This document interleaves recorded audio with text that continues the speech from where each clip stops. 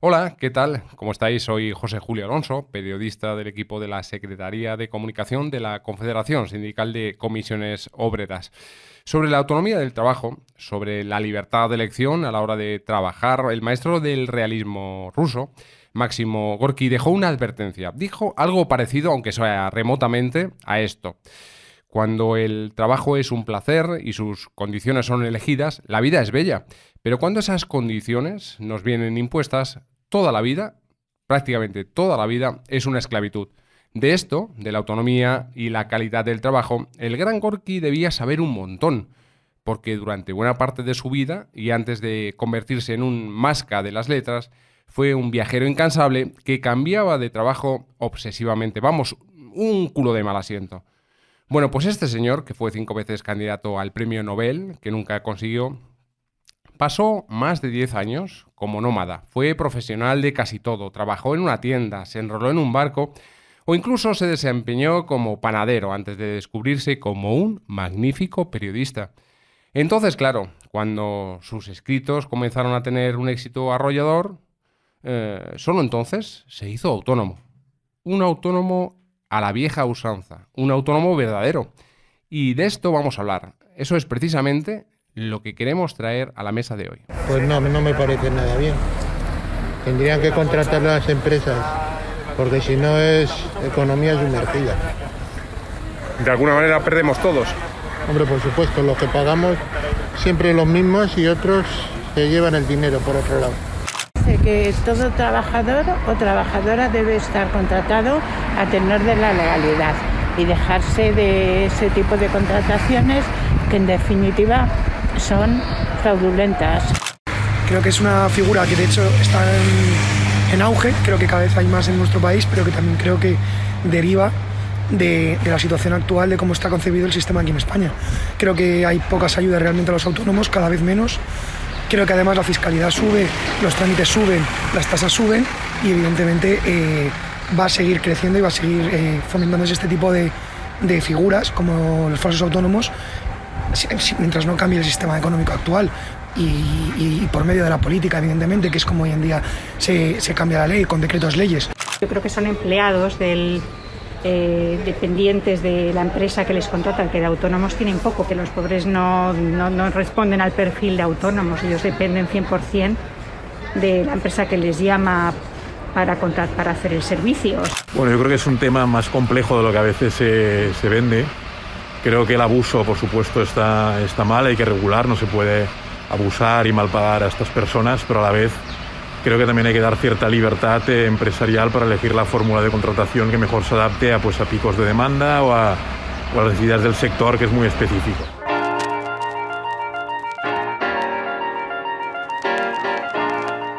Gente con clase, el podcast de Comisiones Obreras. Bueno, pues ya hemos escuchado lo que opina la gente cuando le preguntamos en la calle. Carlos Gutiérrez es secretario confederal de Juventud y Nuevas Realidades del Trabajo en Comisiones Obreras. ¿Cómo estás? Hola, ¿qué tal? Te vamos a mantener siempre a la escucha. Interrúmpenos, di que no tenemos razón, abróncanos y guía un poco tú también la conversación, si te parece, Carlos, ¿vale? Bueno, pues vamos a establecer una conversación a varias bandas. Pero quería iniciarlo con una cuestión de actualidad. Recientemente, el periódico de Cataluña publicó un artículo titulado Empleo gig, precariedad o futuro laboral, en el que se viene a analizar la naturaleza y principales derivadas del empleo de plataforma, es decir, aquel que depende de un algoritmo que distribuye el trabajo y cuyo máximo exponente son las personas repartidoras, los y las riders. Falsos y falsas autónomas según un montón de fallos judiciales, incluido el Tribunal Supremo. Bueno, pues el compañero periodista en ese artículo, una de las fuentes que utiliza eres precisamente tú, Carlos, para hablar de esto. Sí, estamos ante un fenómeno, el de las plataformas digitales, que no es otra cosa que viene a acentuar la problemática que nos encontramos con la figura o el fenómeno de los falsos autónomos, que se da tanto en plataformas digitales, un fenómeno reciente, incipiente, pero que se da en otros muchos ámbitos, en el ámbito de la comunicación, en el ámbito de servicios sociosanitarios, en el ámbito del cuidado. En muchos otros ámbitos también esta figura es utilizada masivamente por las empresas, ¿no? Y constituye un fraude que pone en una situación de extrema vulnerabilidad al trabajador, a la persona, pero que también es un fraude que se comete al conjunto de la sociedad, al no contribuir de forma adecuada al sistema de cotización de seguridad social. Claro, pues vamos a hablar de esa mancha de aceite que se extiende a muchos sectores económicos, pero por ir siendo certeros, yo tenía una pregunta casi como una broma, porque puedes decirme por qué la dichosa manía de utilizar nombres anglosajones, supuestamente muy, no sé, muy molones, para designar algo que las más de las veces tiene que ver con la precariedad, algo que es más antiguo que la tana, ¿no? O sea, quiero decir que esto no es nuevo, pero decimos empleo gig en ese titular, que no es culpa de nadie, es culpa del contexto en el que nos movemos. Sí, en general la utilización de estos anglicismos viene dado, o el objetivo que tienes es encubrir una situación de precariedad laboral o encubrir tu situación o tu identidad como trabajador.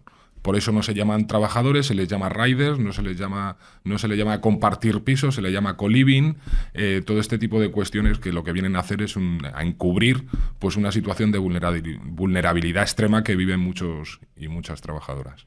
Conviene delimitar, conviene definir correctamente, ¿no? ese concepto de falsos autónomos que puede estar afectando, Carlos, a más de 400.000 trabajadores y trabajadoras en España en esa multitud de sectores, en ese marasmo de presunta modernidad, ¿no? Sí, efectivamente. Uno de los grandes problemas es que no tenemos datos porque nos enfrentamos a un fraude y por tanto no existen estadísticas ni datos reales sobre a cuánta gente afecta esta situación. Lo que sí sabemos, por ejemplo, es que la irrupción de plataformas digitales como las de reparto pues viene a acentuarlo y a profundizar y a extender cuantitativamente esta figura del falso autónomo.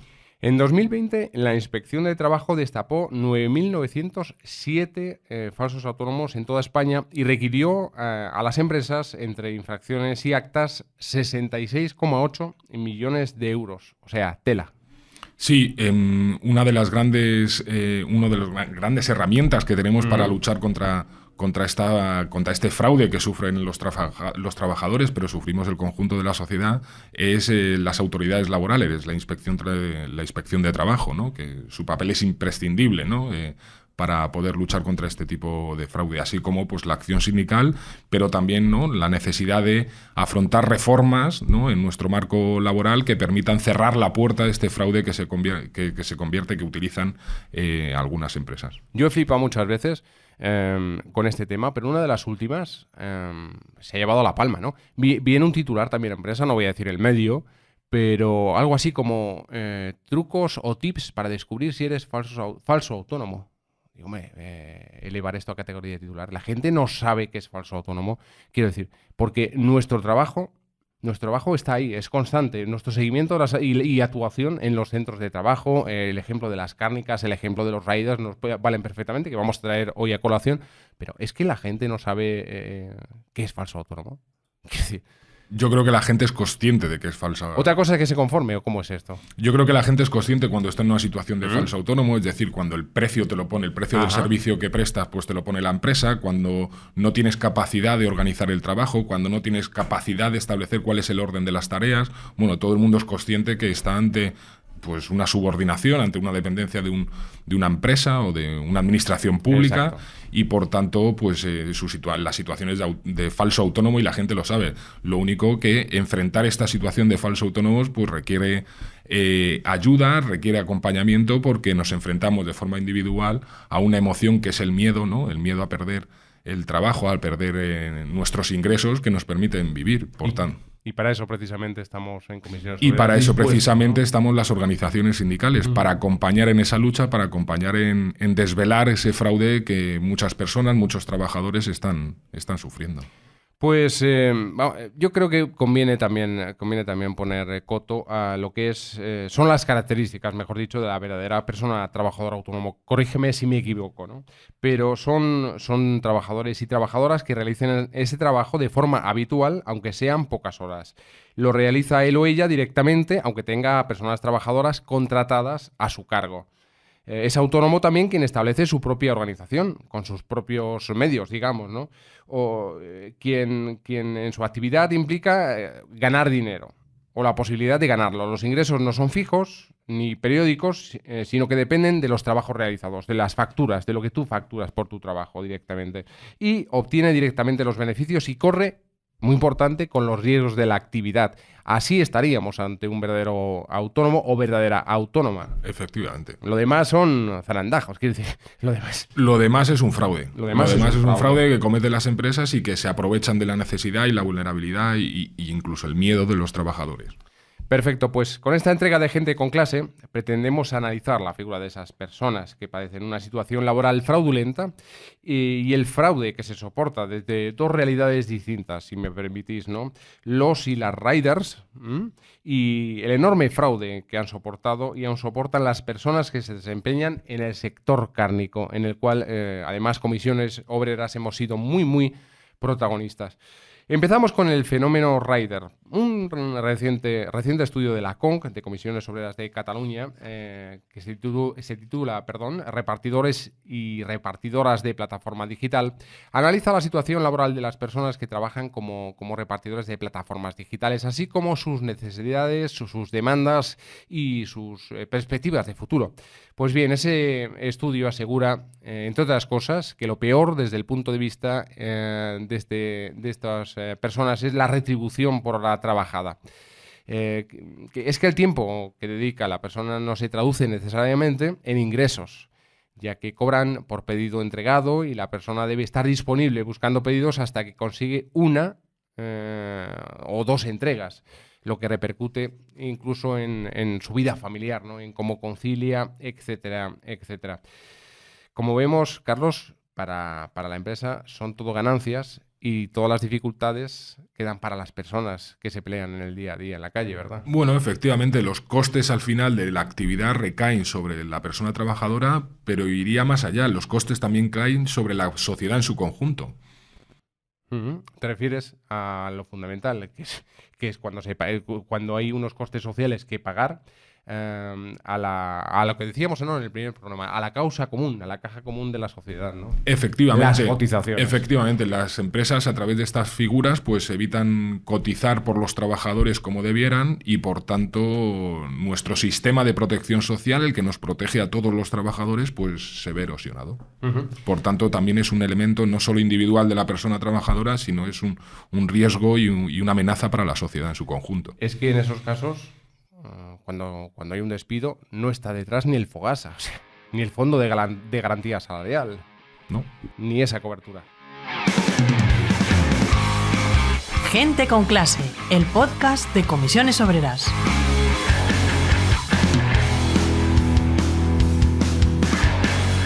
Pues una vez que hemos delimitado el campo de juego, cuando hemos definido lo que es un trabajador autónomo y lo que es un falso autónomo, por negación de lo anterior, vamos a fijarnos ya en la vida de las personas trabajadoras, ¿no? José Luis es un trabajador, un rider de la empresa Globo en cualquier ciudad de España, ¿vale? José Luis, encantado de saludarte. Recurrimos a tu historia porque con ella podemos arrojar aún más luz sobre este fraude. Hola, ¿qué tal? Vamos a seguir con la sana costumbre de ir a lo más actual, ya que mencionamos ese informe de la CONC anteriormente. En él se dice que hay compañeras tuyas, José Luis, ¿sí?, que denuncian casos estrambóticos, ¿no? En algunos casos lo definen como incluso acoso sexual. Este informe del sindicato denuncia que las plataformas, por ejemplo, no tengan protocolos para revelar estas situaciones y afirman que las mujeres sufren dificultades añadidas por el hecho de serlo. José Luis, yo no sé si tienes conocimiento de estas cosas, porque previamente, antes de entrar así en directo, hablábamos de que lo que sí sabes es que a muchos de vosotros hay señores y señoras, clientes, sí, que os reciben directamente desnudos en su casa, ¿no? Sí, ha pasado. A mí concretamente no me ha pasado, me ha pasado que sí que te salen en calzoncillos muchísimas veces, o simplemente con una toalla por encima porque salen de la ducha, yo qué sé. cosas que no se entiende, porque claro, se supone que te están esperando. Y sí que había leído que sí, que hay algunas chicas, algunas mujeres que se sienten incomodadas, lógicamente. Aquí yo he oído a alguna compañera que sí, claro, que dice que está harta de que le salgan tíos en calzoncillos. Como acoso no se han quejado, pero sí que he leído algún comentario por ahí en algunas otras ciudades que sí que ha pasado. Claro. José Luis, hemos hablado de que hemos tenido que leer en titulares de prensa que, bueno, descubre por qué eres un falso autónomo. Estos son los 5 tips que reconocen al falso autónomo. Es decir, la gente, bueno, yo creo que es todo mucho más natural. Juega la precariedad y la inseguridad económica un papel fundamental a la hora de aceptar las condiciones laborales, ¿verdad?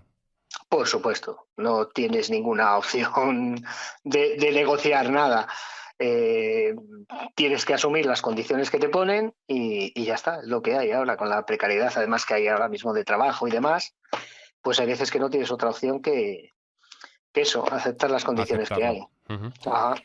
Las apps que regulan vuestro trabajo funcionan a través de un algoritmo que la plataforma maneja, como estás diciendo, a su antojo. Se supone que es el algoritmo quien asigna y desasigna pedidos, quien controla kilometrajes y horarios. Esto que es como Star Wars, como la Guerra de las Galaxias, realmente, ¿cómo influye en vuestras vidas? ¿Cómo es el día a día, ¿no?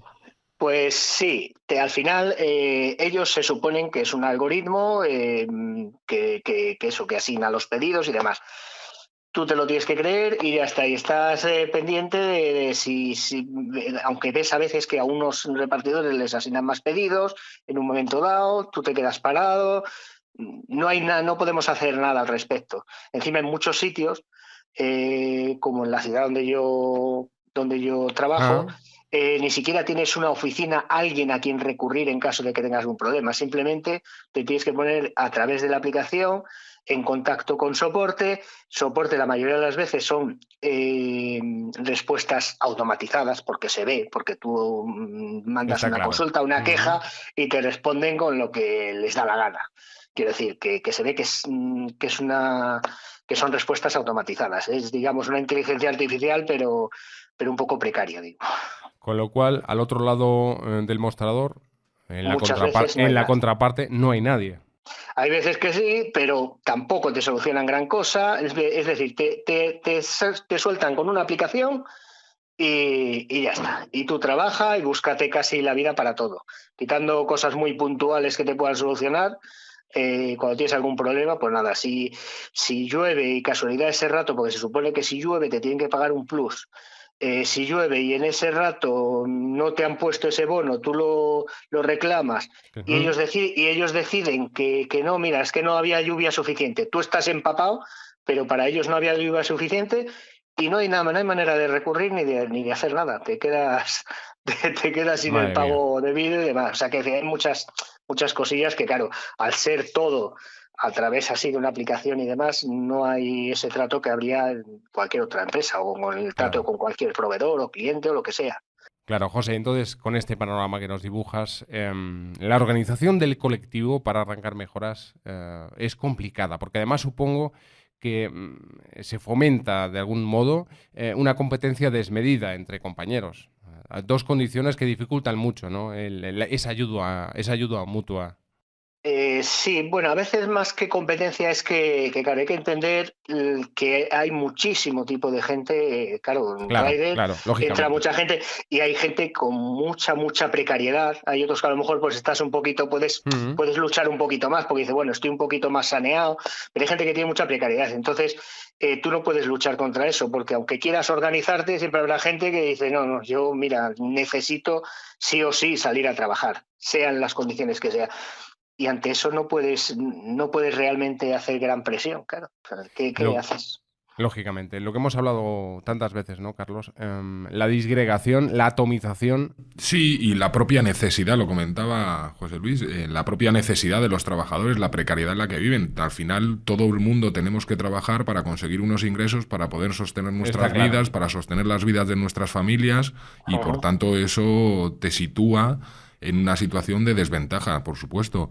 Y las plataformas se aprovechan de esa necesidad y de esa precariedad que tenemos los trabajadores, y en España mucho más, ¿no? Con tasas de paro del 16-17%, pues imagínate. Carlos y José Luis, en el día a día, en la pelea sindical, en el trabajo sindical, ¿qué condiciones nos encontramos?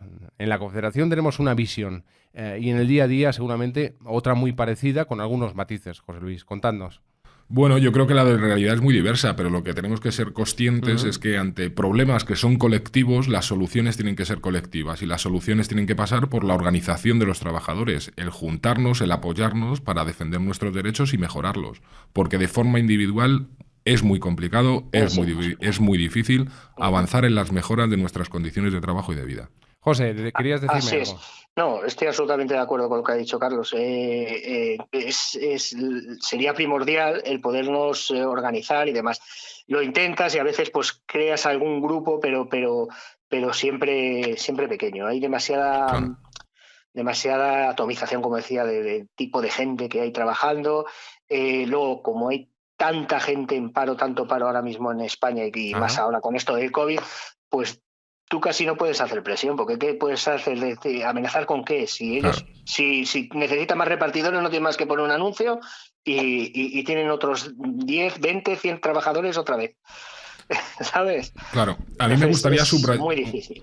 subrayar una cosa de lo que estabas comentando, José Luis. O sea, es decir, la situación de autónomo, la situación de falso autónomo, no solo te elimina todos los derechos que están reconocidos en nuestro marco laboral, vacaciones, permisos, salarios vinculados a convenio, el estatuto de los trabajadores, bajas, todo este tipo de derechos quedan fuera. Pero también queda fuera la protección de los derechos colectivos, los derechos que tenemos los trabajadores asalariados para organizarnos en los centros de trabajo, unirnos, promover elecciones sindicales, promover que tengamos portavoces y delegados de los trabajadores para negociar las condiciones de trabajo. Claro, cuando tú eres un autónomo, cuando tú eres un falso autónomo, todos estos derechos colectivos también se te ven arrebatados por parte de la empresa. Por tanto, derechos individuales y derechos colectivos se ven destrozados, pisoteados por la utilización de esta figura del falso autónomo. Bueno, pues nosotros vamos a pegar un empujón fuerte al muro para que esto deje de ser así, ¿verdad? José Luis, un placer, amigo. No te digo nada, cuídate mucho, ¿vale? Muchas gracias, muy amable. Venga, un abrazo. Muchas gracias, José Luis. Un abrazo, José Luis. Gente con clase, el podcast de Comisiones Obreras.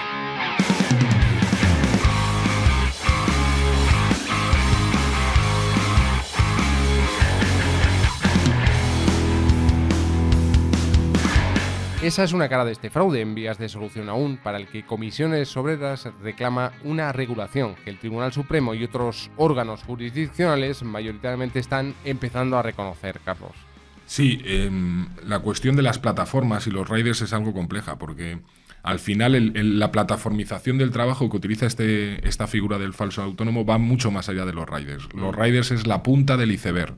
Por debajo hay toda una multitud de tareas, de trabajos que se desarrollan ya a través de plataformas digitales y en muchos casos pueden que estén bajo situación de falsos autónomos. Me estoy refiriendo a periodistas, me estoy refiriendo a informáticos, a diseñadores gráficos, a cuidadoras, a fisioterapeutas, toda una multitud de profesiones, de trabajadores que desarrollan o consiguen trabajo a través de estas plataformas digitales, pueden que estén a día de hoy bajo esta figura o sometidos a este fraude laboral, y por tanto desde Comisiones Obreras lo que aspiramos y lo que demandamos es que avancemos en una regulación que ordene y regule todo este conjunto de trabajos que se desarrollan a través de plataformas digitales. Perfecto. Pues me has dejado el balón botando, como aquel que dice, para saludar a Eva Martín. Ella es trabajadora del grupo Jorge en Mollerusa, en Lleida, trabajadora del sector cárnico. Enhorabuena, Eva, y hola. Buenos días. Digo enhorabuena, no creas que, en fin, imagino que no es tu cumple, pero porque tú y algunas miles de personas trabajadoras más del sector que vamos a analizar, hasta no hace mucho erais falsos autónomos, o había muchos falsos autónomos y autónomas, y ahora sois, de una vez, y como es lógico, trabajadoras por cuenta ajena, gracias a vuestra lucha, vuestra pelea, vuestro esfuerzo, y a que, bueno, Comisiones Obreras también ha puesto ese granito de arena, y hemos sido muy, pero que muy pesados, ¿verdad? muchísimo. Mejor para todos. Pero Con estas cosas hay que trata, ser sí. muy pesado, efectivamente. Sí, porque si no, no te escuchan. Hablamos de un sector en el que grandes empresas, en especial las de pollo, usan o han usado esta vinculación laboral, esta figura del falso autónomo y autónoma para evitar, sobre todo, pagar más, como obligaría la vinculación laboral. Es decir, son trabajadores y trabajadoras presuntamente autónomas que están ganando un 40% menos que la persona que tienen al lado, ¿verdad, Eva?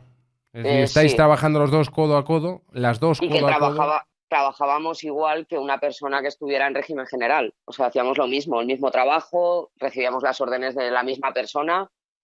O sea, es que prácticamente estábamos trabajando en régimen general, solo que como falsos autónomos. Claro. Teníamos horarios, teníamos un trabajo marcado, cosas que se hacen en régimen general. Porque si tú eres autónomo, obviamente tus horarios te los marcas tú, tu trabajo te lo marcas tú. No sé si me hago entender. Claro. Son muchas cosas, nóminas, que no eran nóminas, sino facturas. Claro. Es un completo desastre. Pero ¿cómo lo lleváis? Porque han sido miles de compañeros y compañeras que ya están en el régimen general, como decíamos, porque todavía hay mucha tela que cortar, ¿verdad? Por lo que me contabas en los días previos, cuando quedamos tú y yo para tener esta charla. ¿Cómo lo lleváis? Pues bueno, nosotros hace como 2 años que pasamos a régimen general y la verdad es que el primer año fue fatal. O sea, tuvimos que pelear muchísimo para que nos pagaran atrasos de convenio que los teníamos que cobrar, porque nosotros estábamos dados de alta en la Seguridad Social desde abril, si no recuerdo mal, o desde septiembre. Sí. Y todavía a final de año no nos habían regularizado las nóminas. Bueno, a raíz de empezar a solicitar atrasos y cosas, hubo despidos. A mí se me despidió.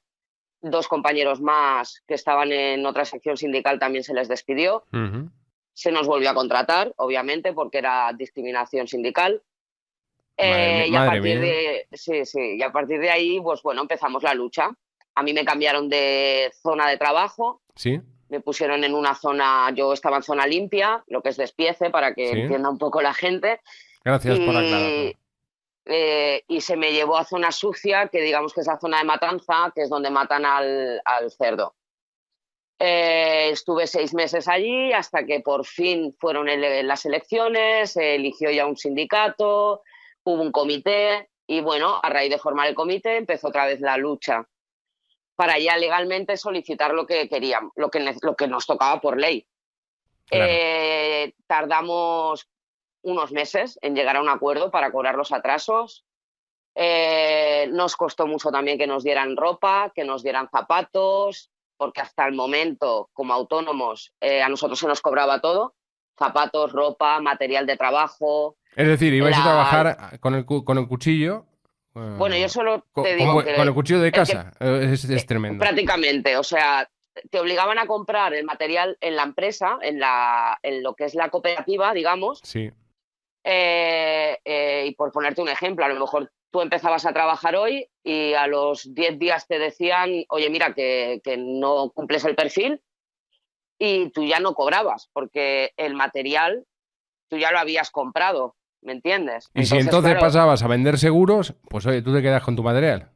Exactamente. De hecho, el material, había gente que, claro, como los despedían así, en vez de cobrar, acababan debiéndole dinero a la cooperativa, porque podían ser 300 euros tranquilamente todo el material que se necesitaba. Madre mía. Y gente que, vamos, es que era alucinante, porque decían, oye, yo he estado trabajando 10 días y no voy a cobrar nada y todavía te debo dinero. O sea, pues claro, eran cosas que se tenían que acabar, y cuando se acabaron, cuando íbamos a pedir unas botas porque se nos habían roto, nos pedían las viejas. No, perdona, las viejas son mías, las he pagado yo. Entonces, bueno, todo esto en cuestión de 2 años lo hemos conseguido ya regularizar. Ya la empresa está muy acostumbrada ya a trabajar de esta manera, pero bueno, hay detallitos del convenio que todavía estamos peleando. Eso te iba a decir, que en el origen esa pelea, bueno, a mí me parece maravillosa, me parece muy bonito. O sea, introducir un sindicato en este contexto, Carlos, es una aventura apasionante, muy duro, muy desagradable en muchos capítulos, pero... Sí. Yo creo que la lucha de las cárnicas es el gran logro de los trabajadores de los últimos años.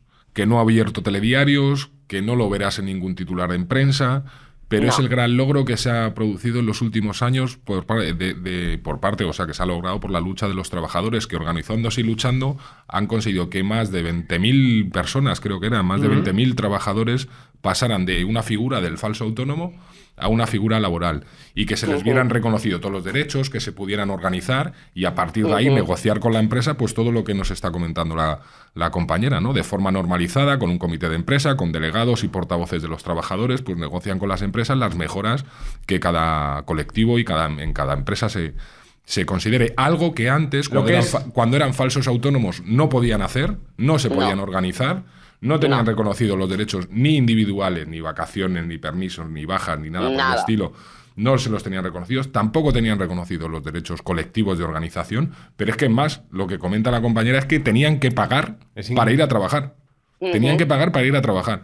Por tanto, yo creo que y le doy la enhorabuena a Eva, pues por la lucha que han llevado a cabo, por el gran logro de la lucha de los trabajadores en las últimas décadas, ¿no? Pasar más de 20.000 personas, más de 20.000 falsos autónomos a asalariados, pues me parece un gran hito que no abrirá, ya digo, telediarios, que no tendrá titulares de prensa, pero es el gran logro de los trabajadores de los últimos tiempos. Gracias a gente como Eva. Gracias a la gente, al compromiso, a la lucha de gente como Eva. Que ahora peleáis. La lucha. Sí, ¿verdad?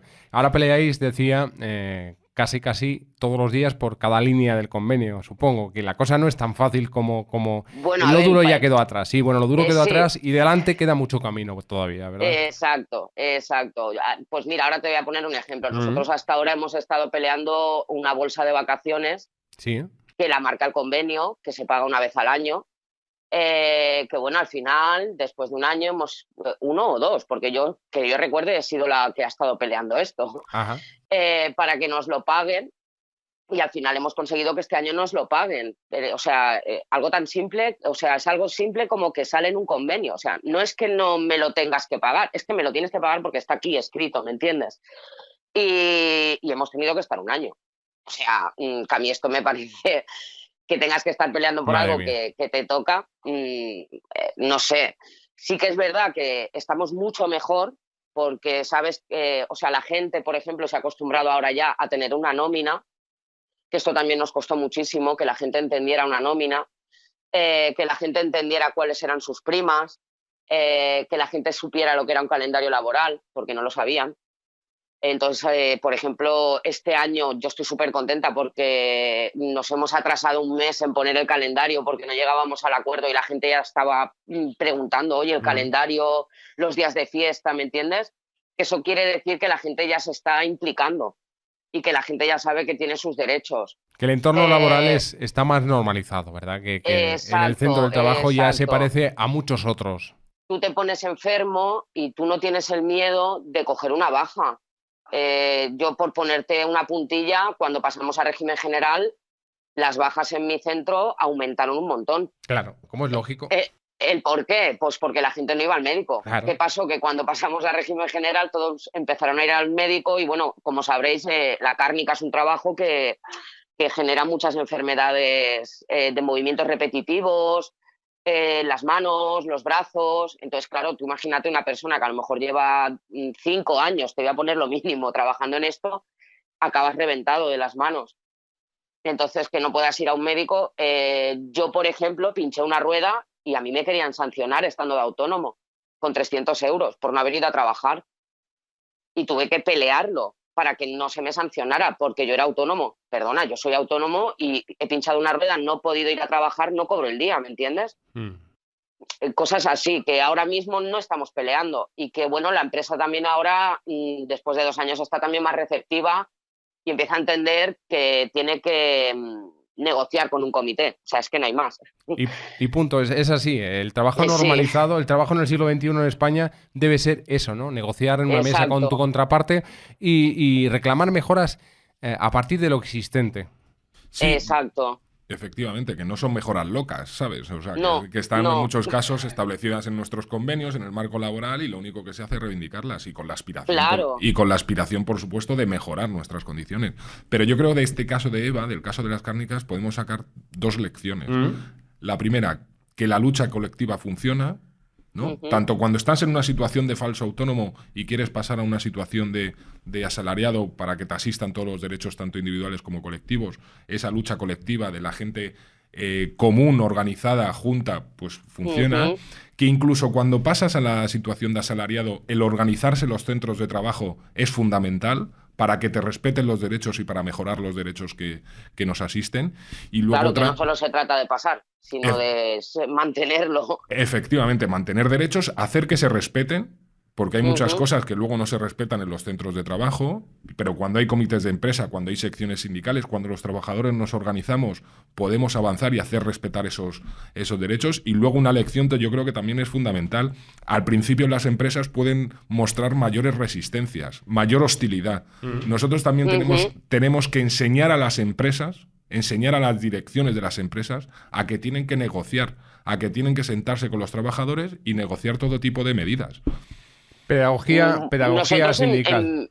Exacto. Nosotros en mi empresa, hoy por hoy, te puedo decir que problemas con lo que es la dirección, la empresa, no tenemos ninguno en ese sentido. O sea, porque en el fondo, nos sentamos, hablamos, pero nos porque escuchan. Lo que estáis haciendo es cambiar la cultura empresarial. De una cultura fundamentalmente autoritaria, que era la de imponer, la de que tú eres falso autónomo, a ti no te voy a respetar los derechos, pues con la organización. Ahí aquí mando yo, pues con la organización de los trabajadores, de tuya, tu organización con tus compañeros, el reunirnos, el tener un comité de empresa, es una forma de también ir haciendo pedagogía, ir transformando la cultura empresarial de una cultura, como decíamos, autoritaria, hacia una cultura más democrática, en la que la dirección de las empresas pues se tiene que sentar de forma normalizada con los trabajadores, negociar convenios, negociar condiciones laborales, y algo normalizado y algo profundamente, al fin y al cabo, democrático, ¿no? Muchas veces también la gran parte del problema que hay en nuestro sector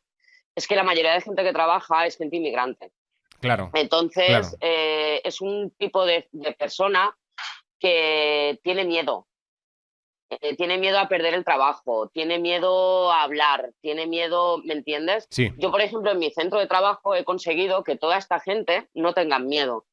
Eso es un gran paso. O sea, lo dices así como si fuera una cosa. No, hombre, eso es muy importante. Porque yo he peleado delante de ellos. Entonces, les he demostrado que el hablar y el pedir tus derechos no implica que te tengan que despedir o que te tengan que mirar mal, ¿me entiendes? Por supuesto. Efectivamente. Porque hay mucho miedo. En ese sentido sí que te lo puedo decir. Y gente que no entiende tampoco las leyes del país, que cuesta mucho hacerles entender. Es muy duro. Con ellos es muy duro. Efectivamente. Yo creo que las empresas aprovechan de la necesidad y el miedo de los trabajadores, y la única forma de superar este miedo, esta emoción que es muy entendible y muy lógica, porque como decíamos antes, al final nosotros necesitamos, los trabajadores necesitamos un ingreso para poder sobrevivir, para que puedan vivir nuestras familias también. Es que son familias, efectivamente, no son personas, son familias. Y por tanto ese miedo, ¿no?, que sufre el trabajador al intentar pues reivindicar, si reivindica un derecho, sus derechos, cualquier cosa, pues tiene el miedo a ser despedido. Pero creo que la única forma, estoy convencido de que la única forma de superar esta situación de miedo es que los trabajadores nos unamos. Es enfrentándolo, enfrentándolo, uniéndonos a nuestros compañeros, a nuestros semejantes, a nuestros compañeros de trabajo, para enfrentar los problemas que son colectivos. Porque yo a mis compañeros siempre les pongo mi ejemplo. Oye, mirad, a mí me han despedido, yo he estado en la calle, o sea, y te hablo que yo soy madre soltera, o sea, yo estoy sola. Efectivamente. ¿Entiendes? Pero a mí no me da miedo, porque yo sé que lo que estoy pidiendo son mis derechos y no voy en contra de nadie ni de la ley, ¿me entiendes? Efectivamente. Y la mejor forma de enfrentar, yo creo, este miedo es estar unidos, es estar acompañados, es apoyándonos unos en otros. Eva, tu ejemplo en este frente es oro. Muchas gracias por contarnos tu trabajo sindical. A vosotros. Muchas gracias, Eva. A vosotros. Muchas gracias, Eva. Un abrazo. Pues... Así es la pelea en la trinchera, ¿no? Ese trabajo sindical tan bonito y que sirve para tanta y tanta gente. Ese ejemplo va a venir aquí, a este podcast, de manera cotidiana. Vamos a hacer que compartamos modos, maneras, fórmulas para la acción sindical en el día a día en los centros de trabajo. Pero yo quería recuperar, antes de cerrar, que vamos a ir ya recogiendo los bártulos, quería recuperar, Carlos, si me permites, una cuestión, yendo al ejemplo de los riders otra vez, porque lo has dejado claro bien desde el principio. La ley rider tiene que ser la ley del falso autónomo. Quiero decir que el ejemplo, que la regularización de los riders tiene que ser la regularización de todo ese fraude. Tiene que abarcar muchos más sectores, tiene que hacer una extensión con voluntad de mejora a muchos sectores productivos. Tú has sido, en primera persona, quien ha llevado esa negociación de la llamada ley rider. Y igual que Eva nos decía que en la trinchera de la empresa te encuentras con cosas alucinantes, con objeciones a tus derechos que son como de otro planeta, tú seguro te has encontrado con algo parecido negociando esa ley. No me mires raro, quiero decir, y no te destapes del todo. A lo mejor hay cosas que no me puedes contar, pero seguramente que hay cosas que sí me puedes contar. Al final, lo de la ley rider, la mal llamada ley rider, es una ley que se ha acordado y que refuerza la laboralidad de este colectivo de trabajadores, de los repartidores de las plataformas de reparto, ¿no? Las plataformas digitales de reparto. Pero somos conscientes, como decía antes, que hay un montón de profesiones, hay un montón de colectivos que trabajan a través de plataformas digitales y que también se pueden encontrar en una situación de falsos autónomos. Por eso, desde Comisiones Obreras y desde el movimiento sindical, nosotros aspirábamos, en un primer momento, a intentar regular y ordenar todo el trabajo que se desarrolla a través de plataformas digitales, que, como ya digo, pues es algo muy incipiente, ¿no?